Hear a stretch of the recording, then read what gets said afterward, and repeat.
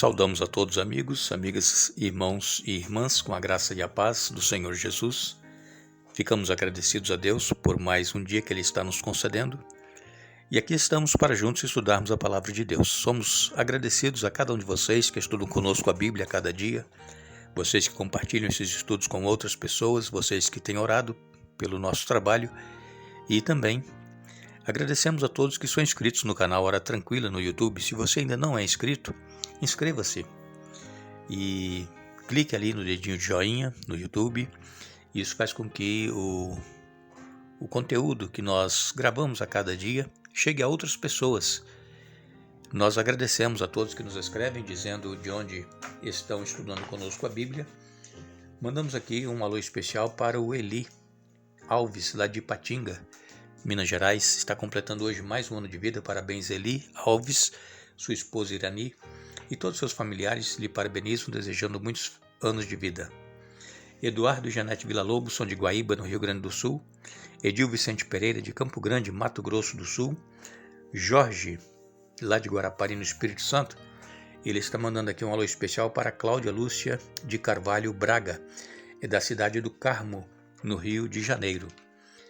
Também mandamos um alô especial para Nina e Tia Moca, são lá de Vila das Belezas, em São Paulo. E ainda mandamos um alô especial para Maria de Fátima, de Salvador, na Bahia, e todos os demais que nos escrevem. Nós agradecemos e sempre iremos mandar alô para vocês. Iremos orar. Santo Deus e Pai que estás nos céus, muito obrigado por mais este dia que estás nos concedendo. Te agradecemos por estes momentos que temos para estudar a Tua Palavra. Pedimos que o Teu Espírito Santo esteja presente, abrindo nossa mente para entendermos a Tua Palavra e colocá-la em prática em nossa vida. Pedimos que estejas com todos aqueles que estão passando por problemas, necessidades, lutas, tribulações, provações, que recebam de Ti as bênçãos, a vitória conforme a Tua vontade. Abençoe também o Eli Alves, que está aniversariando hoje, e todos os demais aniversariantes, que tenham muitos anos de vida e que possam viver todos os dias na Tua presença. Nós te agradecemos, em nome de Jesus. Amém. Hoje nós iremos finalizar o estudo que fizemos esta semana, quando nós falamos a respeito de nós morrermos para o eu, para que possamos assim frutificar. Porque Jesus ele só pode fazer a obra em nós se nós abrirmos mão dos nossos desejos e paixões, daquilo que nós gostamos de fazer e que contraria a vontade de Deus. E então, se nós não morrermos para esses desejos carnais, o Espírito Santo não pode fazer a obra em nós. Então, assim como a semente é colocada no solo e ela morre para germinar, assim também nós, quando aceitamos a Jesus, nós morremos para a velha vida e renascemos para uma nova vida. É por isso que nós passamos pelo batismo. O batismo simboliza quando você é imergido, mergulhado na água, simboliza que você morreu e está sendo sepultado para o pecado, e quando você sai da água, você está renascendo, ressuscitando para uma nova vida com Cristo. Aquele velho homem, aquele velho ser, aquela velha pessoa morreu. Não é que você vai deixar de ter os desejos, não. Vai continuar tendo, só que você vai procurar mortificar cada dia esse desejo carnal para fazer a vontade de Deus. É uma luta constante que nós temos em nossa vida. É uma batalha, porque nós temos um campo de batalha na nossa mente que é o bem contra o mal. E quando então nós aceitamos a Jesus em nossa vida, esta batalha ela se intensifica. E Satanás ele procura de todos os meios, todas as formas, fazer com que nós saiamos da presença de Deus. Façamos a nossa vontade, o nosso desejo. E então o Espírito Santo ele trabalha para que nós não aceitemos as insinuações de Satanás, mostrando que nós temos uma vida eterna para ganhar se nós continuarmos vivendo na presença de Deus. Jesus, quando ele veio aqui neste mundo, nós lemos essa semana com vocês Filipenses capítulo 2, versos 5 a 9, Jesus ele era Deus, não teve por usurpação ser igual a Deus, antes esvaziou-se de si mesmo, tomando forma de servo e sendo obediente até a morte e morte de cruz.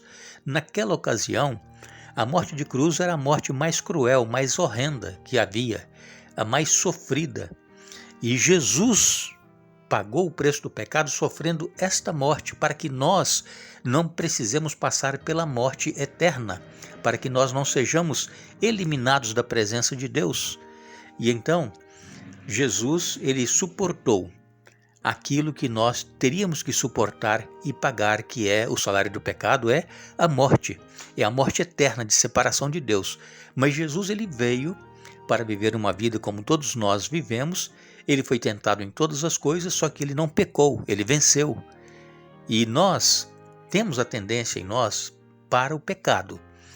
Então nós não podemos dizer assim, olha, eu não peco, ou eu hoje não pequei. Nós não podemos dizer isso, porque a qualquer momento, a qualquer segundo, nós pecamos por pensamento ou por atos, por palavras. Nós pecamos, somos assim, a nossa natureza. Mas Jesus, ele quer nos dar a vida eterna. E até quando Jesus voltar para nos buscar, nós ainda vamos ter essa natureza carnal e a natureza espiritual, as duas naturezas. Vai sempre haver essa guerra dentro de nós, na nossa mente. E somente quando Jesus voltar, é quando nós formos transformados num corpo mortal para imortal, e então, neste corpo corruptível para um corpo incorruptível, somente a partir daí, da volta de Jesus, é que nós não iremos mais pecar e não teremos mais a tendência para o pecado. Será eliminada, por quê? Porque aí nós vamos ter um corpo agora espiritual. Mas até a volta de Jesus, todos nós teremos essa luta constante dentro de nós, que é o bem contra o mal. E nós conhecemos muito bem histórias bíblicas, né, em que pessoas chamadas por Deus e que estavam sendo usadas por Deus fracassaram na vida espiritual, caíram, mas se levantaram. Este é o segredo, é cair, mas se levantar. Se nós nos entregarmos e dissermos assim, olha, não tem jeito, eu não consigo, eu vou desistir. Mas enquanto nós não desistimos, enquanto nós continuamos pedindo a Deus forças, Ele vai nos sustentando, Ele vai nos dando vitória. E sempre que nós pecamos e confessamos os pecados, pedimos perdão, Deus nos perdoa. E Ele então faz em nós a vontade dEle e não a nossa vontade. O apóstolo Paulo, que escreveu aqui em Filipenses 2, versos 5 a 9, né, que Jesus se esvaziou, ele mesmo disse também, lá em Romanos 12, 1, que nós deveremos ser transformados, renovados na nossa mente. Por quê? Porque tudo está aqui na nossa mente. O querer e o fazer, o efetuar, tudo está aqui na mente. Então, o apóstolo Paulo, ele diz que nós precisamos ser renovados, transformados na nossa mente, para que nós possamos então ter comunhão com Jesus. Ele diz aqui em Romanos 12, versos 1 e 2, portanto, irmãos, suplico-lhes que entreguem seu corpo a Deus por causa de tudo que Ele fez por vocês, que seja um sacrifício vivo e santo do tipo que Deus considera agradável. Essa é a verdadeira forma de adorá-lo. Não imitem o comportamento e os costumes deste mundo, mas deixem que Deus os transforme por meio de uma mudança em seu modo de pensar, a fim de que experimente a boa, agradável e perfeita vontade de Deus para vocês. Então, precisamos ser transformados na nossa mente e apresentar a Deus um sacrifício vivo, quer dizer, um sacrifício racional, sabendo que nós estamos oferecendo ao Deus eterno, Criador dos céus e da terra, o Deus que nos criou, o Deus que cuida de nós, o Deus que nos protege.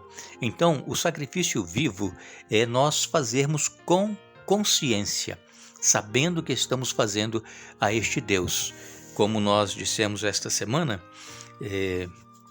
no Antigo Testamento se oferecia sacrifícios de animais, né? O animal era sacrificado e aquele animal morto apontava para Jesus que haveria de vir. Eles tinham fé naquele sacrifício.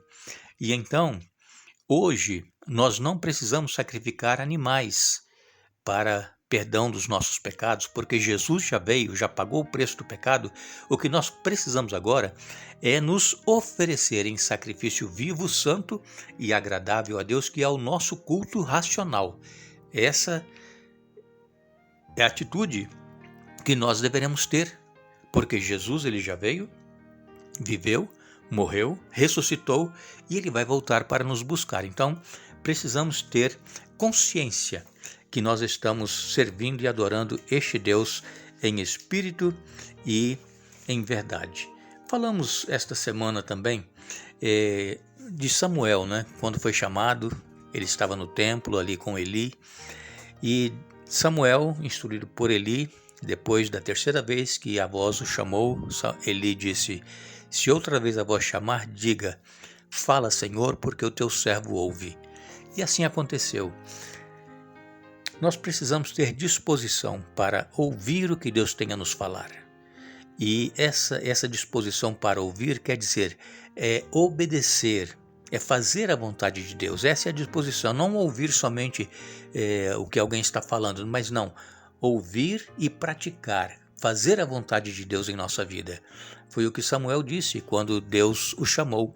E ainda criança, ele já foi chamado para o serviço, e o que Deus disse para Samuel naquela noite aconteceu. Os filhos de Eli, que profanavam os sacrifícios, profanavam o templo, eles perderam a vida. E também Eli, quando soube da morte dos 2 filhos, ele também estava sentado numa cadeira e ele caiu para trás e morreu. Os 3 morreram no mesmo dia e, conforme nós lemos na palavra de Deus, infelizmente, longe da presença do Senhor. Irmãos, a morte ela pode chegar para nós a qualquer tempo, a qualquer momento, nós não sabemos quando. Agora, como é que estará a nossa vida com Deus, o nosso relacionamento com Deus? Se a morte chegar para nós inesperadamente hoje ou amanhã, estamos nós em comunhão com Deus? É por isso que nós temos que nos arrepender cada dia do pecado que nós cometemos, pedir perdão, reconciliar com Deus, e Deus ele nos perdoa. Porque se de repente nós formos chamados para o descanso, nós estamos em paz com Deus. Porque Deus ele olha, ele sonda mente e coração. Deus ele não olha o exterior, a aparência, o que você está apresentando, mas ele olha o que está dentro de você, como é que você está se relacionando com ele.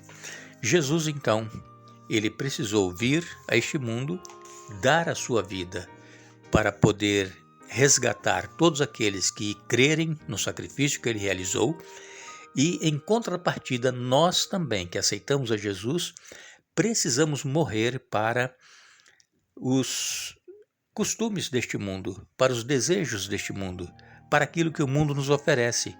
Jesus morreu por nós e nós precisamos morrer para o mundo, para vivermos para Cristo. E essa tentação de querer fazer as coisas erradas, ela vai perdurar, mas pelos méritos de Jesus, pelo poder de Jesus em nossa vida, nós seremos vitoriosos. O inimigo já foi derrotado. E quando Jesus voltar, então, os que permaneceram fiéis e caminhando com ele no dia a dia serão levados para viver com ele para sempre. Os ímpios serão eliminados da presença do Senhor. E depois de 1000 anos, então, quando a cidade santa estiver descendo para ser estabelecida aqui a nova terra, os ímpios ressuscitarão e serão todos eliminados para todo sempre no lago de fogo e enxofre que está preparado para o diabo e os seus anjos. Que Deus nos abençoe para que possamos estar de pé para nos encontrarmos com o nosso Senhor Jesus nesta sua vinda que não vai demorar muito. Nós agradecemos a todos que estiveram conosco essa semana estudando a Bíblia. Retornaremos no domingo para fazermos o nosso último estudo desta série Fogo da Provação. E desejamos a todos vocês um bom dia, um feliz dia da preparação, um bom final de semana, um feliz sábado. E não nos esqueçamos, amados, não se surpreendam com as provações de fogo ardente pelas quais estão passando, como se algo estranho lhes estivesse acontecendo. 1 Pedro capítulo 4, verso 12. Que Deus nos abençoe.